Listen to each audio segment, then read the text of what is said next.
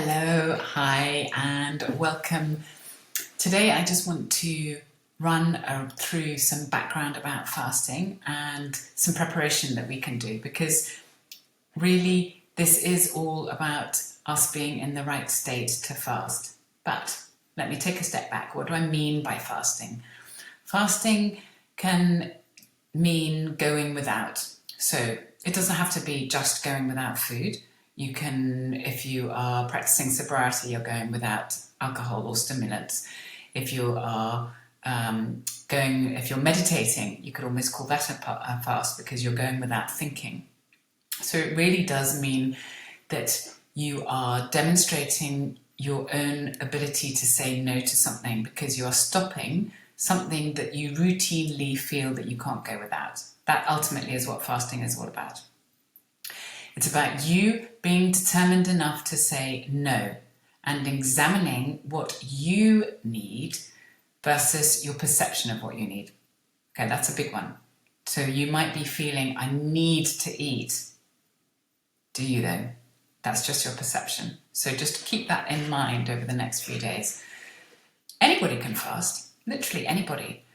Apart from, I would urge some hesitancy if you're pregnant, if you're over 65, if you're under 18, if you've got any type of eating disorder, and if you've got gout or diabetes. If you fall into that category, then please talk to a medical advisor, somebody who can perhaps go alongside you and explain what is best for you and your body at this moment. Otherwise, please do join us on this wonderful, wonderful journey. And I say wonderful because, well, why? What does fasting do for us? It, in a nutshell, helps the body work more efficiently. It really does. It really, really does. It improves your metabolic health.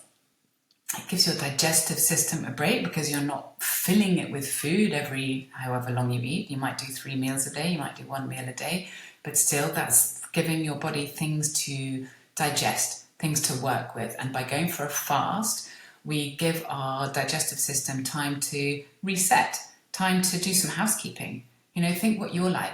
If you're busy doing all the things, you don't have time to maybe look after yourself or look after the house or your home.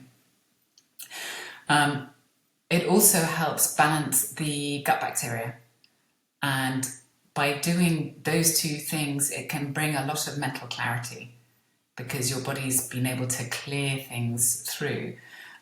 The biggest reason I believe that the biggest benefit we get from fasting is something called autophagy, which is, in a nutshell, it's a way that our dead cells are cleared out.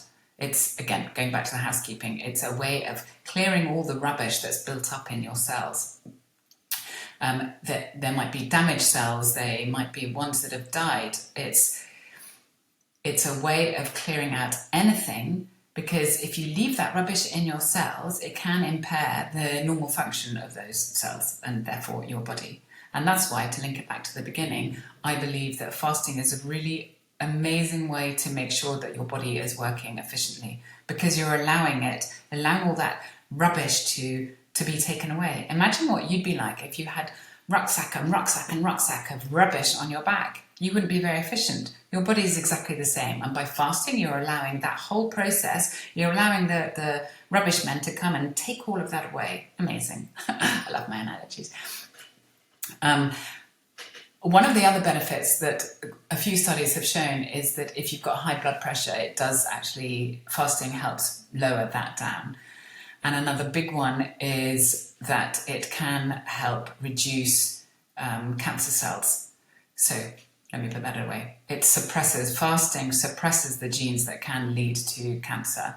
And there's an awful lot of research which shows that if you're undergoing any cancer treatment such as chemotherapy, then fasting really helps your body deal with that, because obviously, like I was saying before, it helps your body, it gives your body space to detox. So if you're doing chemotherapy, it's allowing your body to deal with that. But I would urge that you speak to anybody. If you are undergoing chemotherapy, please talk to somebody, because that's putting a lot of stress on your body.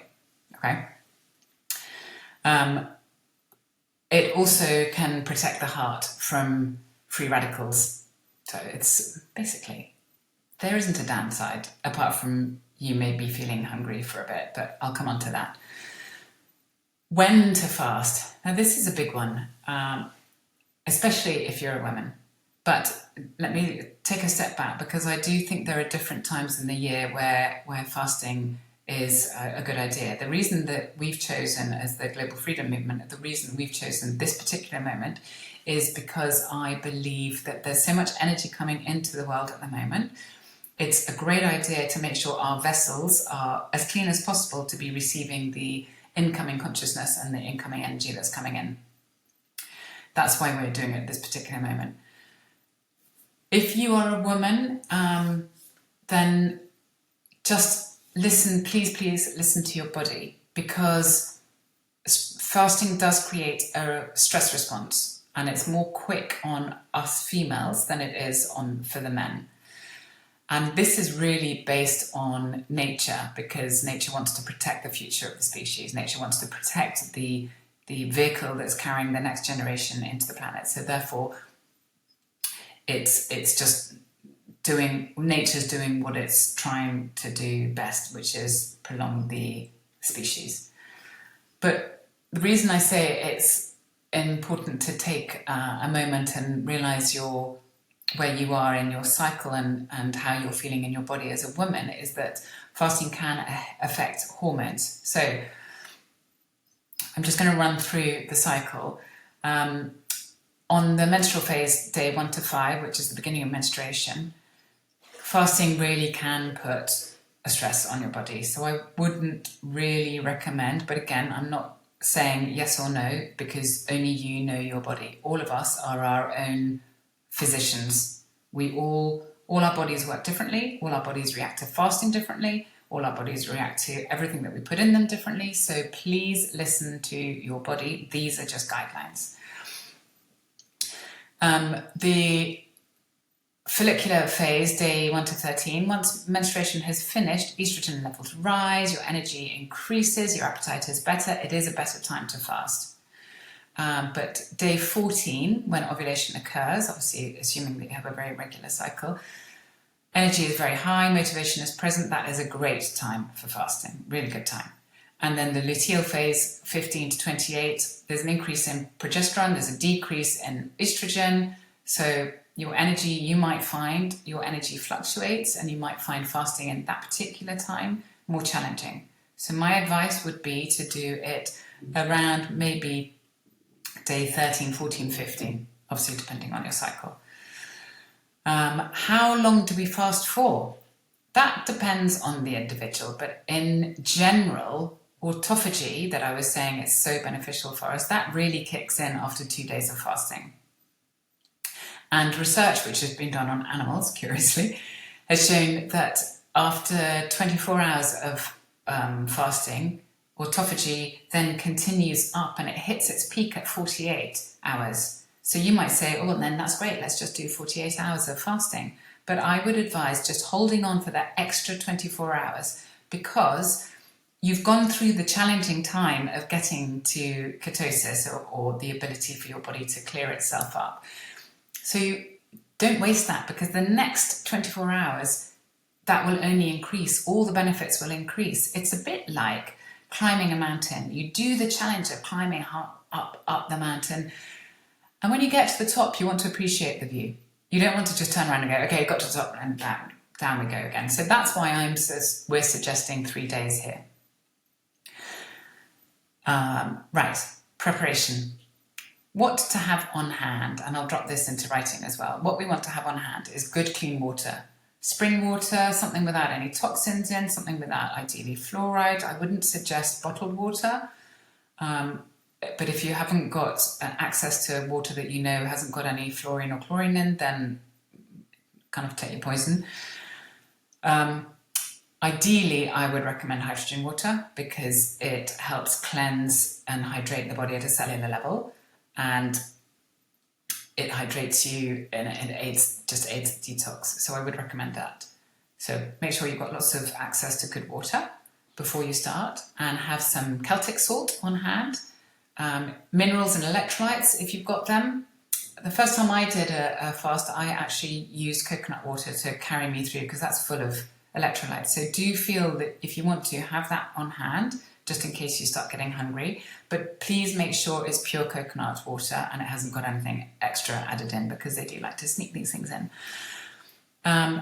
Have a journal, because I think it's really helpful to journal on your emotions throughout this phase, because you might be feeling things and it's good to just process those in writing.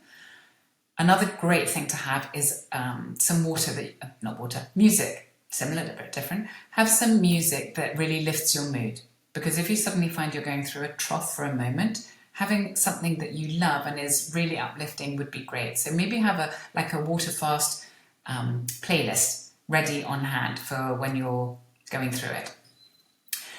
And have some bone broth for when you break the fast, which I'll talk about separately later. And if you haven't fasted before, please be careful and please go easily on yourself. I would recommend that you move toxins such as alcohol and caffeine. I didn't drink it, so I couldn't remember the word. That's hilarious. And sugar and processed food. I would recommend you move those at least 5 days beforehand. And also then remove meat or heavy animal fats maybe 2 or 3 days before. And then your body's already getting cleansed. So you're making your journey easier. You're being kind to yourself. This really is a way of letting your body enter fasting from a stable baseline. And if you go into fasting without preparation, really ask yourself, why are you doing this? Because are you fasting for control of your body or for clarity? Because if you're doing it for clarity, I would really recommend preparing yourself, getting the things I've just said, removing any toxins at least 5 days beforehand, and then removing the animal fats 2 or 3 days beforehand. Please drop in any questions into our group. We're here to help. We're here to do this together. Go us! Community support counts for everything, and let's see what unfolds.